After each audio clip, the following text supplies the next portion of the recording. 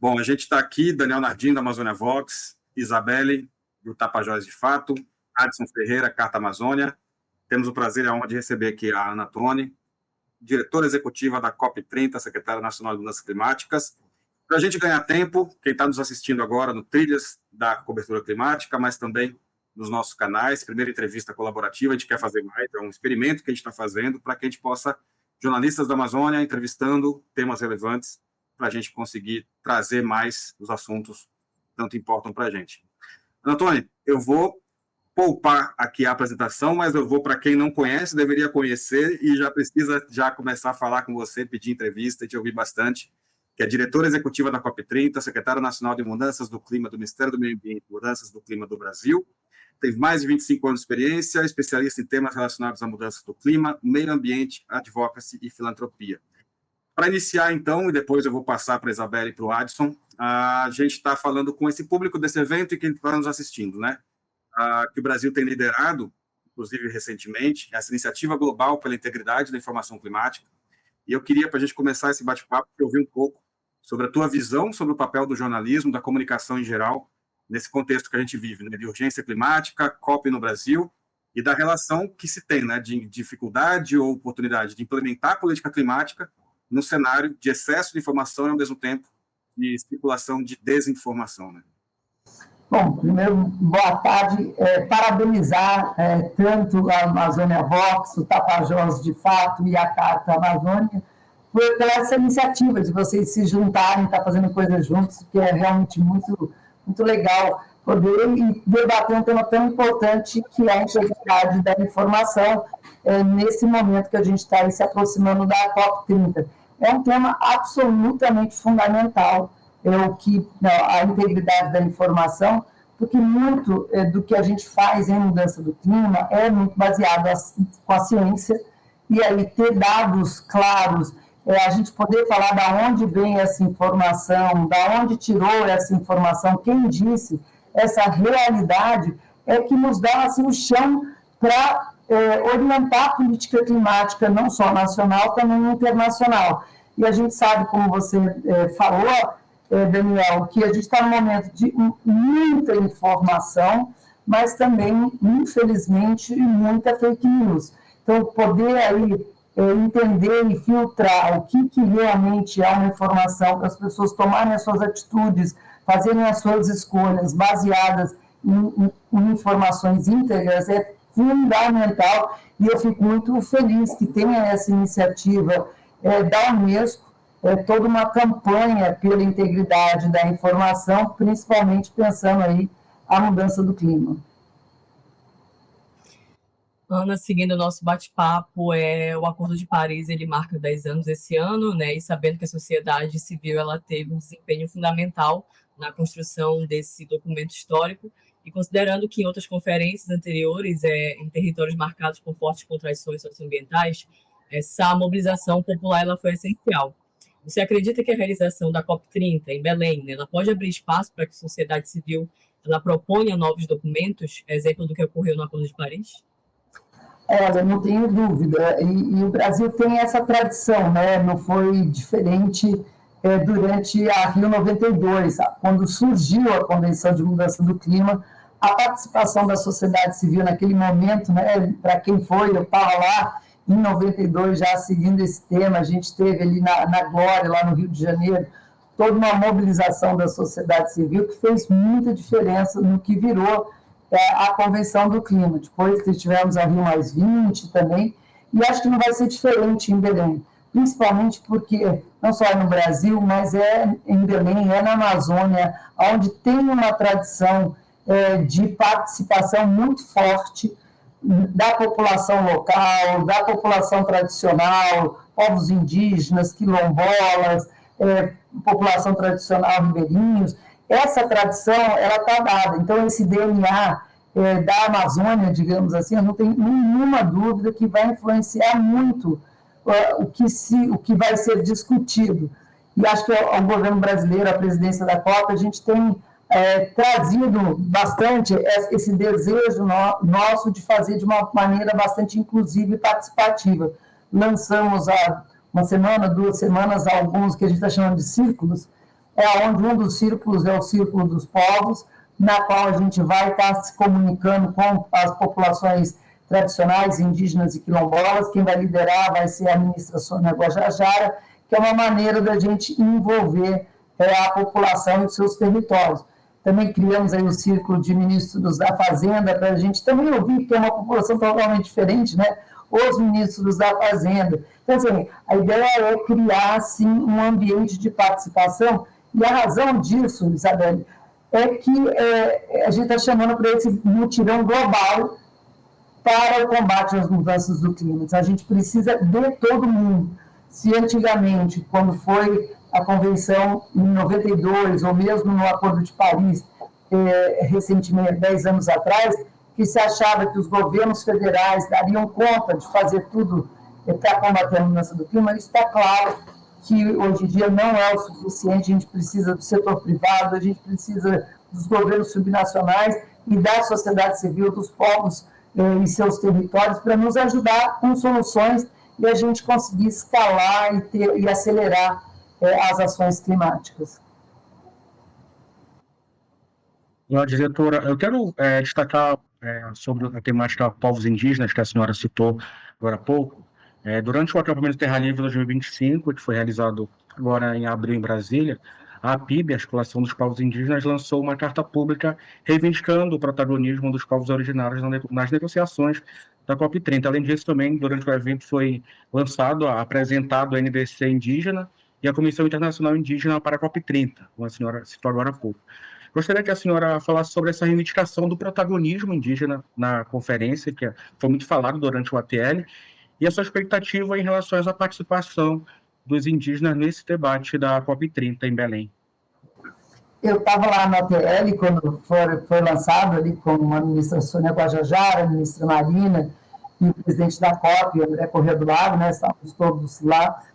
Assim, é uma COP na Amazônia, né, não é uma COP em qualquer lugar, é uma COP na Amazônia, e a gente sabe o papel fundamental dos povos indígenas, das populações tradicionais, dos quilombolas, na preservação do planeta, não só da floresta, mas da natureza como um todo.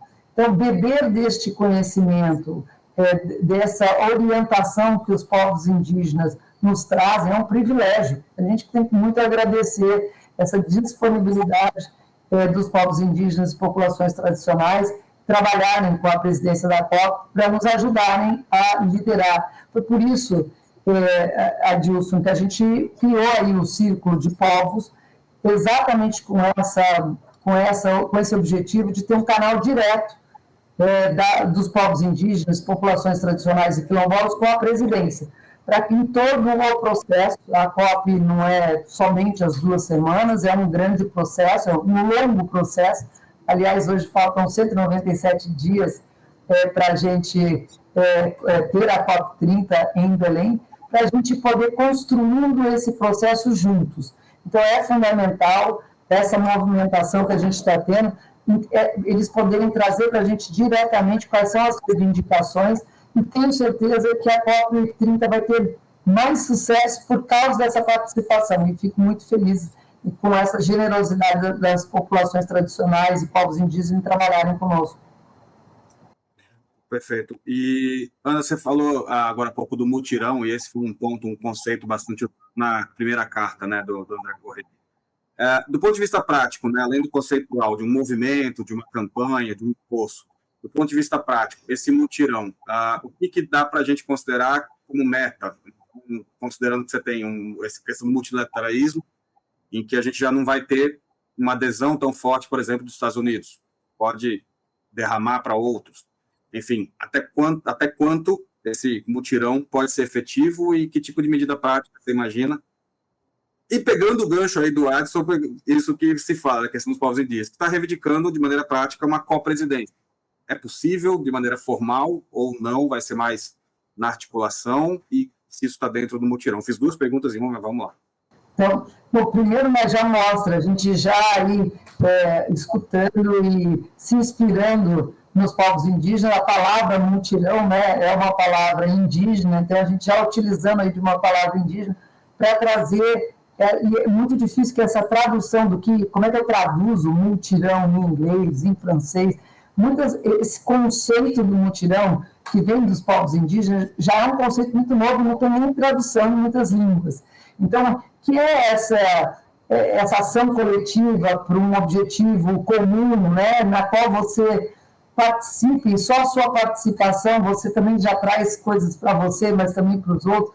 É um conceito tão bonito, né, e acho que em termos práticos, lembrar historicamente, a partir do Acordo de Paris, a gente estava olhando assim para, se não tivesse feito nada, se não tivesse Acordo de Paris, a gente ia chegar em mais ou menos 4,5 graus, 5 graus até 2100, que era para onde a gente estava caminhando. Passou-se 10 anos de Acordo de Paris, e eu acho que a gente tem que celebrar, sim, o Acordo de Paris, porque em 10 anos a gente agora, se as contribuições nacionalmente determinadas, lideradas pelos governos nacionais, a gente agora já está mirando um pouco 2,5, 2,7. Então, assim, mostra que o Acordo de Paris teve um efeito muito positivo, mas liderado pelos governos nacionais, que são quem fazem as NDCs. Então, praticamente, o que é esse mutirão?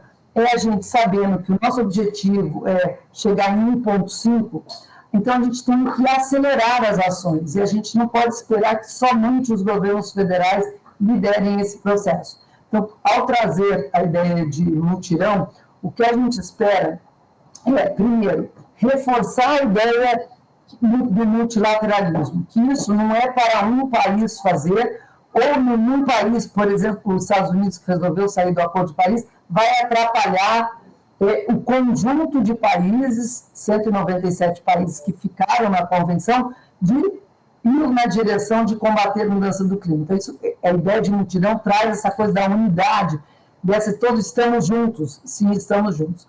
Segundo, a ideia de mutirão mostra que todo mundo pode fazer uma diferença.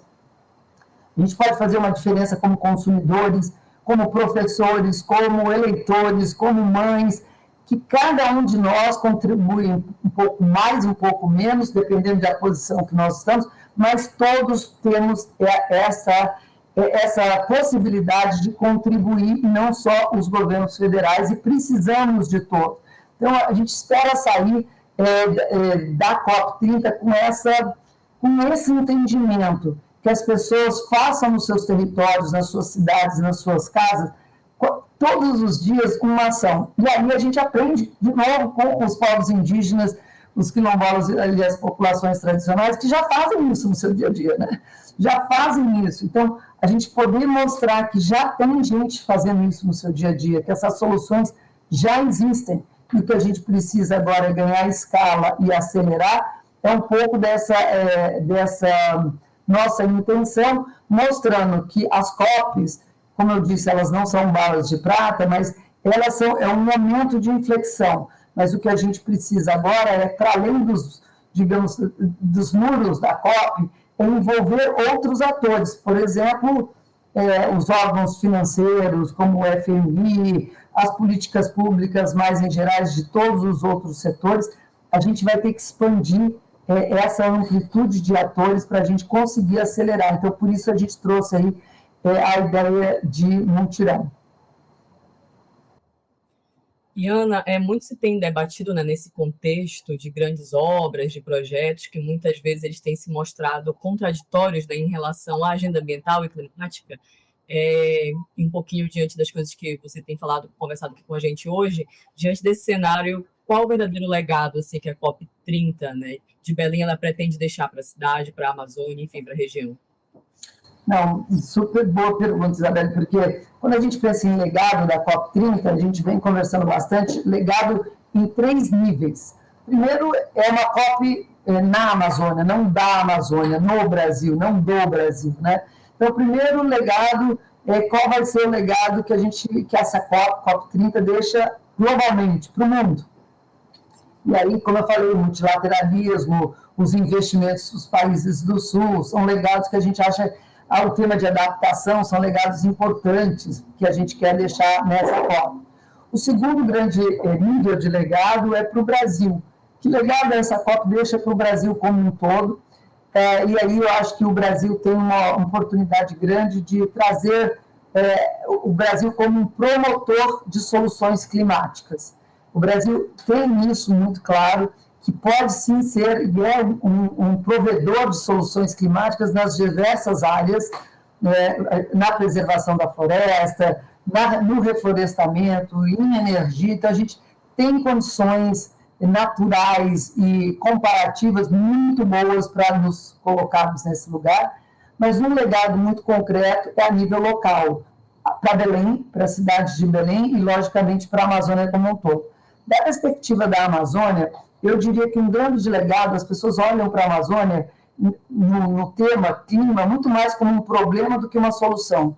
E a Amazônia é muito mais uma solução do que um problema, porque o viés antes era só desmatamento, e as pessoas não conseguem ver todas as soluções da Amazônia que o mundo precisa, né? De preservação, de bioeconomia, logicamente, das terras indígenas, dos quilombolas. Então, como é que a gente tem essa oportunidade de mostrar a real Amazônia, a sua diversidade socioambiental como solução para o clima? E, obviamente, para Belém, tem que ser uma COP que seja boa para os belenenses.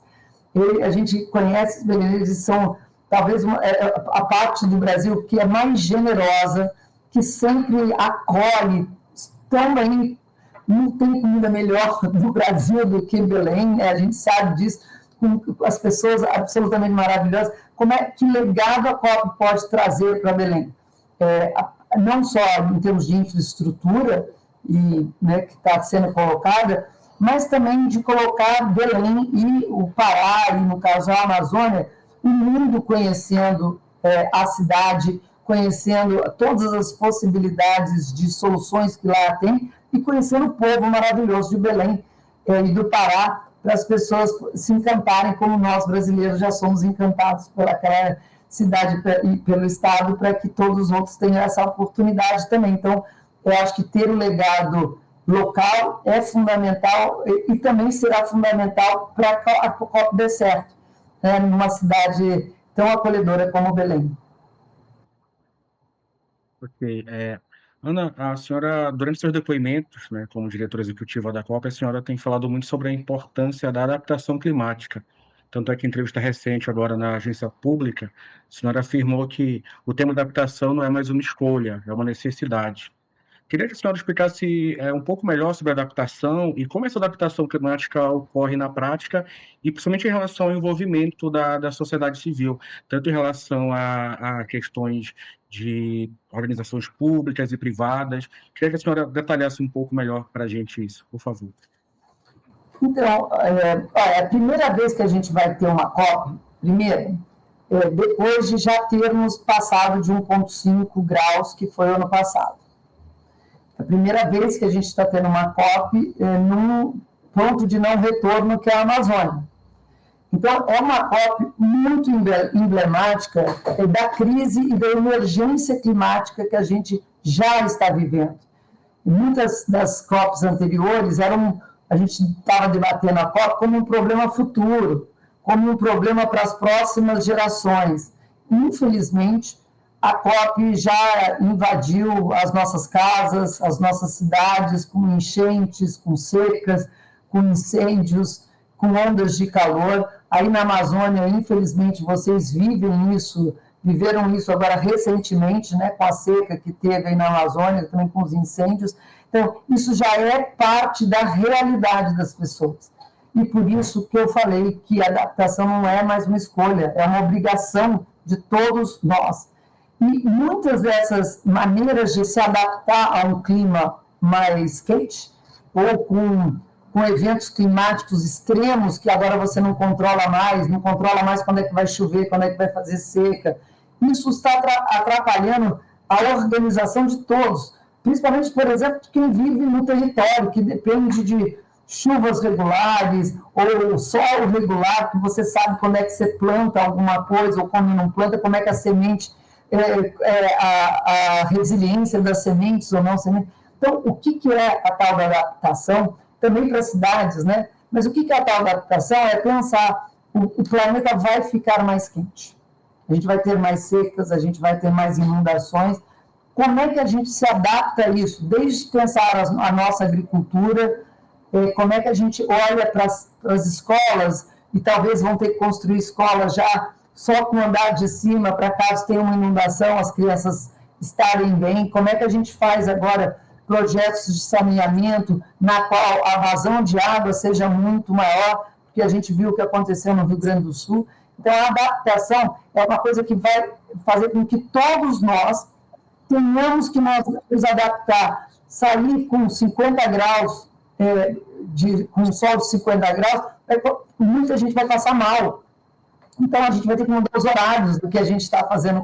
Então, a adaptação é desde coisas muito pequenas, vai depender de cada um do território, como cada um desses territórios está sendo atingido, mas tem que mudar a lógica de cada um de nós, sabendo, e do poder público, logicamente local, sabendo que a gente vai precisar se adaptar. Não é mais uma escolha, é uma obrigação, e eu acho que a transição ela é inevitável. A gente sabe que vamos ter que fazer isso, mas a transição justa, ela é uma opção. E o Brasil está fazendo essa opção para ser uma transição justa. E para ser uma transição justa, a gente tem que incluir a todos e proteger a todos. E por isso a gente tem feito um trabalho grande, principalmente no plano de adaptação que está em consulta pública, com os planos setoriais de adaptação e com o lançamento do Adapta Cidades, para ajudar cada município a ter seu plano de adaptação e aí conseguir proteger melhor a sua população. Pronto, Ana, você tocou num ponto aí que era justamente para que a gente, jornalista, consiga se preparar melhor para cobrir a COP, né?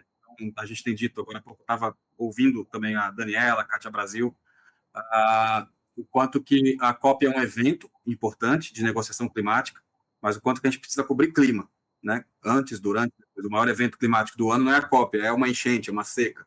E aí na COP que você discute. Queria saber se você concorda com isso, de que forma, e além da adaptação, mas que outros temas você sugere, recomenda, para que comunicadores que vão falar desse assunto estejam atentos e tenham um enfoque maior?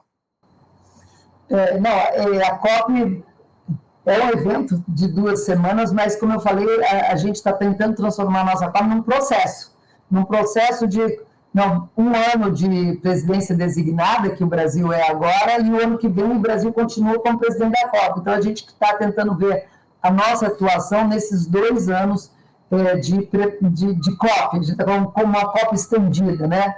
E exatamente, acho que esse tema, porque mudança do clima, ela acontece todo dia, todos os nossos dias aqui, a gente está fazendo essas opções sobre mudança que implicam e têm consequências para a mudança do clima.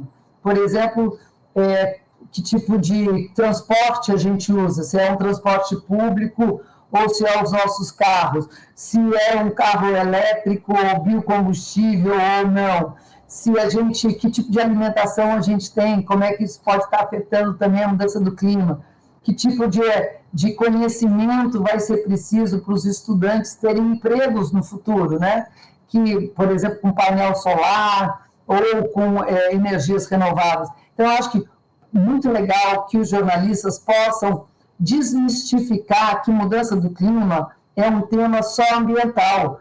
Já foi há muito tempo um tema ambiental. Hoje em dia ele é um tema social e ele é um tema econômico, e um tema político. Ele é um tema que perpassa todos os outros temas, porque é uma perspectiva que você traz, que no final a mudança do clima é falar assim, o planeta ou a natureza tem limites.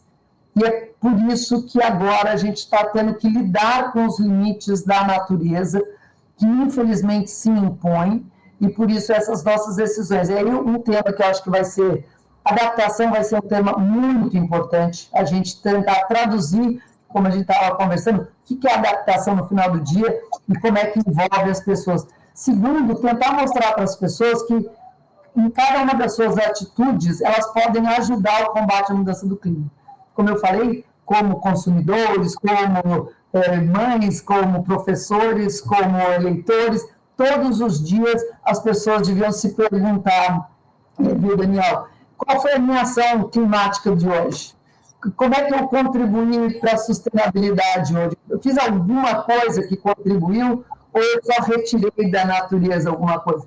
Se a gente aprendesse com os indígenas e fizesse o que eles já fazem, que é o que a gente pega, a gente devolve também para a natureza, a gente não estaria nesse caso. Então, eu acho que é ouvir mais os povos indígenas e trazer isso para o nosso dia a dia. O tema de energia vai ser um tema também muito quente, por razões óbvias, né? Assim, o tema de mudança do clima é essencialmente para o mundo, não é o caso do Brasil, mas para o mundo, é um tema sobre combustíveis fósseis, então acho que esse debate também vai ser um debate quente, é um debate que eu acho que é um debate sempre difícil, porque não depende só dos produtores, também depende dos consumidores, porque se tiver demanda por carros a combustão, alguém vai estar lá oferecendo essa combustão. Então, como é que a gente pode olhar os problemas que a gente tem para descarbonizar, né, para poluir menos o planeta, da perspectiva de produtores e consumidores. Consumidores têm também responsabilidade, produtores também. Então, temos que falar de ambos, mas a gente vai ter que trazer isso e poder ter uma cobertura e um diálogo maduro sobre os problemas. São escolhas difíceis. A gente está tentando fazer uma transição num tempo muito curto, e eu brinco que o nosso pior inimigo é o tempo. Porque a gente vai fazer a transição, só que a gente não tem tanto tempo. E cada dia que a gente demora, mais gente vai sofrer. Então, no final, a mudança do clima é um problema humanitário, porque são vidas que estão aí, cada dia que a gente demora para fazer a transição, é mais um enchente, é mais um incêndio, ou seja, é mais pessoas sofrendo. Ana, já aproveitando para fazer a última pergunta, já agradeço você pela disponibilidade na conversa. A gente, Daniel, tem feito perguntas muito direcionadas à cobertura, né? Uma preocupação nossa, enquanto jornalista, é não só a cobertura da COP, mas dos outros espaços alternativos das populações, né, que vão estar ocorrendo durante a COP. E uma preocupação também desses movimentos sociais, né, que estão se organizando para ir na COP e fazer esses eventos também durante, dessa integração desses eventos alternativos na programação oficial da COP, como a Cúpula dos Povos, COP das Baixadas, COP das Florestas. Então, eu queria um pouquinho saber de você dessa integração, se há essa possibilidade, como vocês estão pensando isso. Não, assim, certamente há essa possibilidade. Normalmente, nas COPs, você tem um espaço de negociação, daí tem o chamado Zona Azul, né, onde tem quem tem credencial pode entrar, e tem a tal da Zona Verde, que aí é aberta ao público local, ou não precisa de credencial. Mas é Brasil, e a gente sabe que vai ter muito mais espaços de integração do que a zona de negociação, Zona Azul e Zona Verde. A gente tem a Cúpula dos Povos, a Cúpula das Baixadas, serão diversas casas que a gente já entende, que temáticas que já estão surgindo em Belém. O Brasil tem uma democracia muito pungente, onde assim, as pessoas vão poder e certamente irão protestar, vão debater. Isso é muito bom, porque isso mostra que a nossa democracia está viva, está pungente, e que a gente sim tem maturidade de lidar com visões diferentes, sentando e dialogando. Então, eu fico muito feliz desses outros espaços, porque faz parte dessa democracia brasileira, e por isso essa integração de todos os espaços. E nós, da presidência da COP30, vamos estar falando de todos esses outros espaços, e não só da negociação formal. A gente vai querer também divulgar esses outros espaços no nosso website, poder ir nesses espaços, porque é fundamental esse diálogo entre esses diversos espaços que a COP30 vai ter, né? Vai lá, Adson. Rapidinho, assim, para a última pergunta. O governo do Pará tem afirmado em suas peças de comunicação que a COP30 é a COP da floresta. Gostaria de saber da senhora em relação a essa agenda floresta de debate na conferência, principalmente em relação a temas que o Brasil tem discutido há muito tempo, como conservação, restauração e combate ao desmatamento. Não, obviamente é uma COP na Amazônia, então o tema, eu diria, não só floresta, mas oceanos, rios, água, vai ser um tema muito forte, né? Porque é para o Brasil muito importante, o uso da terra é um tema muito importante. Então, sim, espero que esses temas, principalmente como é que a gente dá valor a preservação da floresta. Isso é um tema muito, muito importante para nós. Então, esses temas terão muita exposição, como, por exemplo, esse novo instrumento econômico, o TFFF, né, que é Florestas Tropicais, Fundo para Florestas Tropicais, vai ser um tema grande, pagamento de serviços ambientais, mercado de carbono, todos esses temas serão fortes ali na COP, mas a gente não pode também perder a nossa visão, porque em termos do problema mudança do clima, as florestas do mundo inteiro contribuem com 10% para o problema.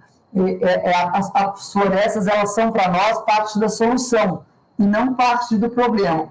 O problema é energia e combustíveis fósseis. Então, a gente sim quer trazer o tema de floresta, mas um tema como solução e não como problema, e sim olhar sim, o que a gente pode acelerar de alternativas para aí sim os grandes problemas, principalmente dos outros países, onde muitos países têm aí carvão, combustíveis fósseis como o topo da sua matriz. Não é o caso brasileiro, que sim é um grande produtor de combustível fóssil, mas em termos de emissão, a nossa emissão vinha aí do desmatamento, da agricultura, mas a gente sabe que elas também fazem parte da solução e é isso que a gente vai poder mostrar, ainda mais agora que o desmatamento está caindo aí na Amazônia. Fico muito feliz. Ana, eu tenho participado de alguns debates também com jornalistas internacionais e a gente ouve muitos especialistas fora, e vários deles comentam, olha, o Brasil escolheu muito bem a presidência, a co-presidência da COP, né, com a André Correia, com você, tem ouvido bastante isso de outras pessoas aí, mundo afora. Mas todo mundo fala assim, olha, eles têm aí uma questão a resolver, do Brasil ter esse protagonismo, essa liderança, mas ao mesmo tempo você tem um debate sobre a possível exploração de petróleo na margem equatorial. E aí, como é que a Anatone responde? A Anatone e a Anatone presidente da COP. Vamos lá, você consegue tirar o chapéu institucional e abre seu coração. Primeiro, fico super feliz com a generosidade desse seu comentário, mas no final, eu acho que sobre o tema de combustível fóssil é um tema muito importante, como eu falei, assim, o grande problema da mudança do clima é combustível fóssil, pronto, né? Sempre foi. Agora, a gente está querendo fazer uma transição muito rápida. Quando a gente acordou na COP28, a gente falou que o mundo inteiro, 198 países, falaram que nós vamos transitar para o fim de combustíveis fósseis de uma maneira ordenada, equitativa e justa. E o que o Brasil se propôs, o governo brasileiro, desde a última COP29, vamos debater como é que é esta maneira ordenada, equitativa e justa.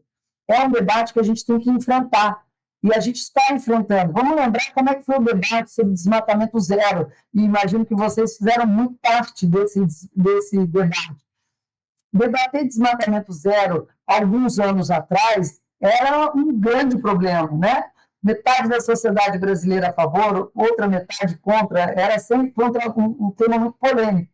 Mas a gente dialogou sobre isso, continua dialogando sobre isso, e agora a gente tem um presidente da República que defende desmatamento zero na frente de todo mundo o tempo inteiro. Combustível fóssil, para o mundo e para o Brasil ainda mais, porque a nossa matriz energética ela é bastante renovável, é o sonho da matriz energética de quase todos os países do mundo, a matriz elétrica já é 90% renovável, e a matriz energética é ao redor de 45%, isso seria o sonho da maioria dos países do mundo, mas a gente não está se protegendo de não ter o debate. Nós vamos ter o debate. O que significa fazer isso de maneira ordenada, que infelizmente eu vejo que está acontecendo, e aí acho que vocês jornalistas têm um papel muitíssimo importante nesse debate, é não fingir que o debate não é complexo e que as escolhas são fáceis. A gente tem que fazer escolhas corajosas, mas a escolha é difícil. Como é que a gente vai fazer essa transição? Depende, como eu falei, de consumidores e produtores. Qual é a dependência não só do combustível, mas também a dependência econômica que a gente tem? Vamos substituir por o quê? As mesmas matrizes energéticas da Amazônia são do Rio Grande do Sul? Podemos fazer todo mundo essa transição do mesmo jeito, da mesma maneira? Então, acho que o mais importante nessa COP é a gente poder enfrentar o problema, ter esse debate de uma maneira aberta e tentar fazer o menos polarizado possível, porque vocês sabem que quando a gente está nesse debate polarizado, as pessoas não escutam umas às outras, não tem argumentos, e aí só repete o posicionamento. E a gente tem que encontrar maneiras. Quais são os setores mais maduros para fazer a transição nesse momento? O que significa ser ordenado? Então, acho que problematizar esse problema é a nossa intenção, para a gente poder caminhar não só como Brasil, mas também globalmente, porque não depende de nada, como eu sempre brinco, molécula de carbono não tem passaporte, né? A gente pode poluir aqui, vai atrapalhar o resto do mundo, e o resto do mundo poluindo lá também vai atrapalhar o Brasil. Então, a gente tem que fazer esse debate nacional e globalmente. Eu vou encerrar aqui, Adson, Isabelle, mas, Ana, te deixar para as considerações finais, agradecimento, lembrando que a maior parte claro que essa entrevista é aberta para todas as pessoas, a gente quer que muita gente assista, mas muito com enfoque com jornalistas, comunicadores, né, que a gente tem falado bastante para treinar, para fazer isso também. Mas eu queria te ouvir para encerrar. De 22, 23 ali de novembro, encerrando a COP, qual é a manchete que você gostaria de ler nos jornais como resultado dessa COP? E encerrando... Obrigado. A gente está pensando nisso outro dia, qual seria a manchete do dia seguinte. Mas eu juro que acho que assim, a manchete que eu gostaria no dia seguinte é falar com que a COP30 contribuiu para que cada indivíduo, cada pessoa acorde no dia seguinte e fale qual foi a minha contribuição para o combate à mudança do clima hoje, para que a gente possa trazer a mudança do clima para o dia a dia das pessoas. E, novamente, os jornalistas têm um papel muito importante, que as pessoas entendam o que o dia a dia delas tem a ver com a mudança do clima, como é que elas estão sujeitas, mas também são atores do combate à mudança do clima. Então, eu tenho confiança que a COP30 vai fazer, espero que faça essa contribuição e que a gente saia da COP30 ainda mais unidos no combate à mudança do clima, e muito menos polarizado, porque o que a gente precisa nesse momento é muito mais união. E, de novo, aprendendo aí com a população tradicional, os povos indígenas, trazer esse pragmatismo de como é que eles já estão trabalhando com a natureza há tantos séculos, que a gente consiga aprender, tem essa oportunidade globalmente de aprender com eles e trazer isso para o nosso dia a dia. Talvez aí um grande acordo global para financiamento climático, que saiu meio frustrado na 29? Assim, o financiamento, a gente não conversou sobre isso, o que a gente está pautado para trazer é um relatório da presidência da COP de como mobilizar 1,3 trilhões de dólares. A gente certamente vai produzir esse relatório, lembrar que a gente já trouxe esse tema no nosso G20, então, para o governo brasileiro, a gente já vem acumulando maneiras de contribuir, mas seria muito bom, sim, você tem razão, se a gente saísse da COP30, não só com um bom relatório, mas também com a comunidade internacional, dizendo, sim, vamos seguir alguns ou todo que está no relatório e vamos agir. Então, eu espero que a COP30 consiga trazer essa coisa da implementação, do agir, do implementar, do fazer, como a maior importância para combater a mudança do clima. É isso que vai fazer a gente sair da onde a gente está agora, muito vulnerável às mudanças do clima, e lembrar que as nossas ações no dia a dia têm consequência para a ação não só dos nossos vizinhos, mas nossos filhos e aí os nossos netos. Obrigada, pessoal. Muitíssimo obrigado, Isabelle, Adson, Ana Toni, e a mãozinha da Ana Rosa aí, que nos ajuda. Obrigadão, Ana. Bom trabalho, boa agenda. Obrigado, bom evento para vocês. Até logo. Até mais. Obrigado.